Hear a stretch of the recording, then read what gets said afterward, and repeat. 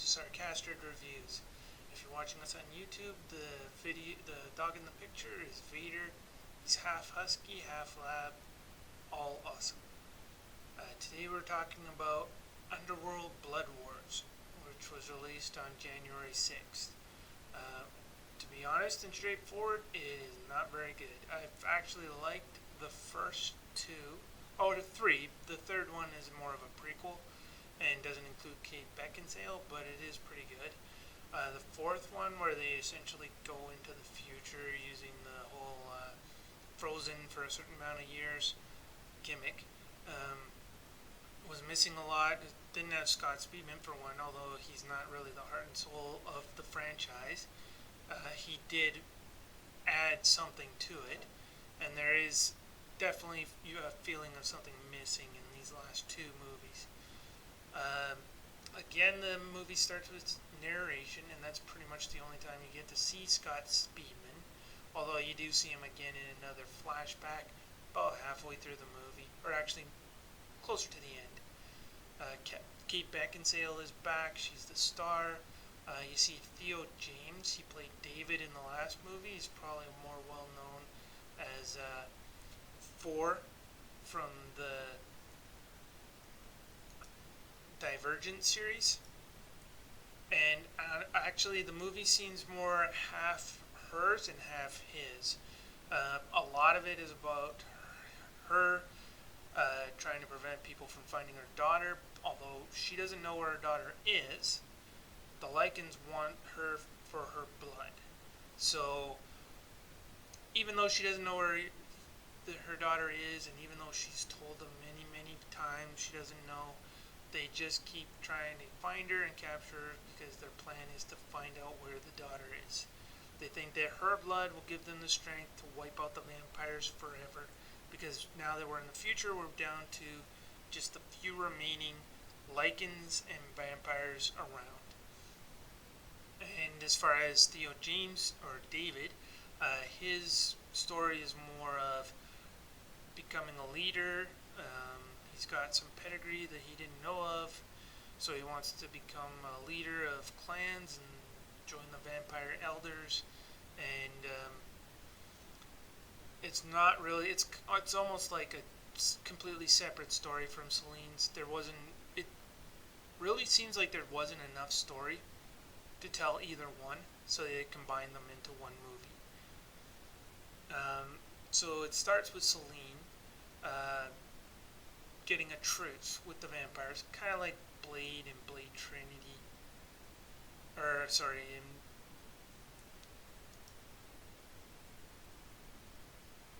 kind of like Blade did in the second Blade movie.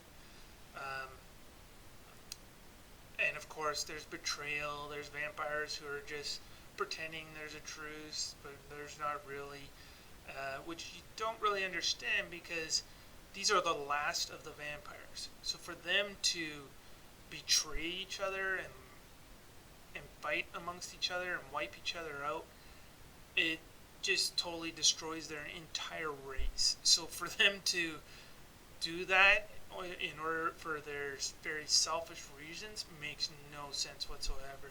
They're just killing each other left and right. The Lycans could basically sit back for the next 100 years and there wouldn't be any vampires left because they just cannot stop from being selfish and cutting each other out.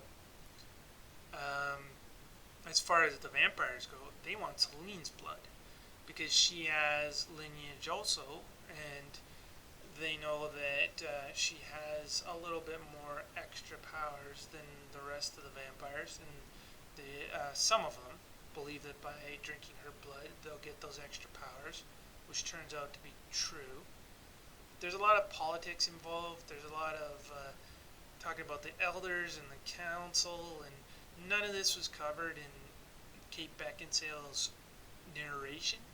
So you kind of have to hope that you remember what was going on in the other movies as far as the politics is concerned, and who's fighting who and why, and things like that, and it just doesn't make a lot of sense. Again, it's a bunch of selfishness that is going to wipe out their entire race, so that makes no sense. There is a few action scenes, but it's cut very weird, like very quick, very chaotic. You don't see a lot. You see like trailer moments more than anything, and it's just jittery. You don't see a lot of action. There might not have been a lot of choreography. It's really hard to tell. They're just people standing still and then they're bleeding, and it's very blue. Pretty much the entire movie is this blue moonlight kind of look that once in a while there's sun, but very limited. Of course, they're vampires; they can't go out in the sun, but still, it's a very common color. I don't think there wasn't any weather. There wasn't much of a soundtrack to think of.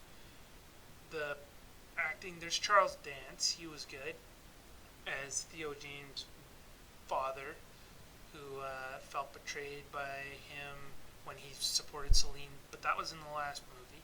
You only kind of get a glimpse of what happened. Not much of an explanation if you don't remember the last movie. Yeah, and then the vampires betraying each other.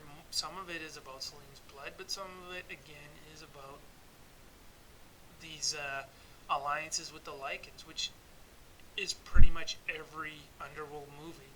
There's a vampire in the clan that aligns with the Lycans. It makes no sense, and I don't understand why they keep repeating that story over and over and over again. There's also a second clan that they talk to who has this power to, I guess you would call it flitter, which basically they can zoom in and out. They showed it in the trailer, and that's the thing is, there is one point in the movie where they kind of try to lead you to believe that Celine has died, but they show her in the trailer doing things later in the movie. So you know that part is coming, you know she's alive. There's no surprise at all when she eventually does show up, because you've seen it in the trailer, you know when it's going to happen. Which makes no sense to give those kind of things away, but it's becoming more and more common.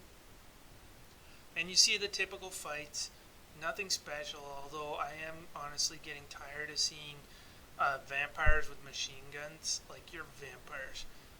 Be vampires. Like, there is a point where this other clan shows up and they don't fight with machine guns, they fight with swords and shields, so it's a little more of an actual vampire movie, but vampires running around in black leather and machine guns just doesn't feel like a real vampire movie anymore. They kind of drove that into the ground with the other Underworld movies, and I'd like to see it honestly end. There's not much story to tell with Celine, although they did leave it open at the end.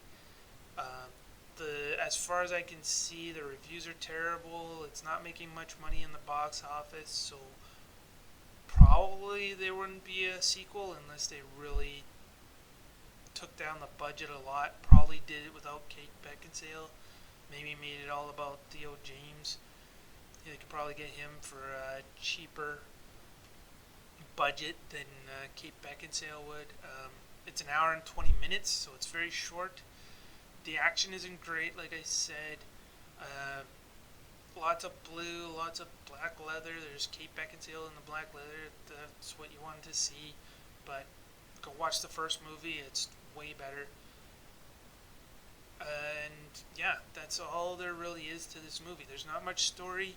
There's lots of betrayals. I don't want to give away spoilers, but there's not really much to spoil. If you've seen the trailer, you've seen the whole movie pretty much.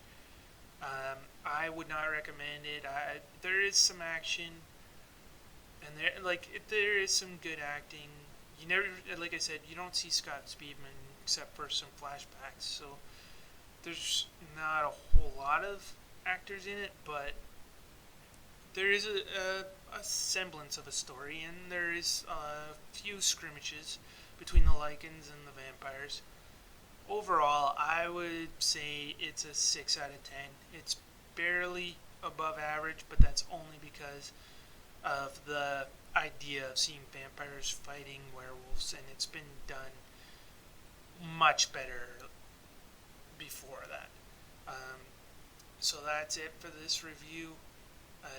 If you want to see any more, you can go to www.sarcastardreviews.com, and we're just starting out, but we will have more content as we go. Thank you.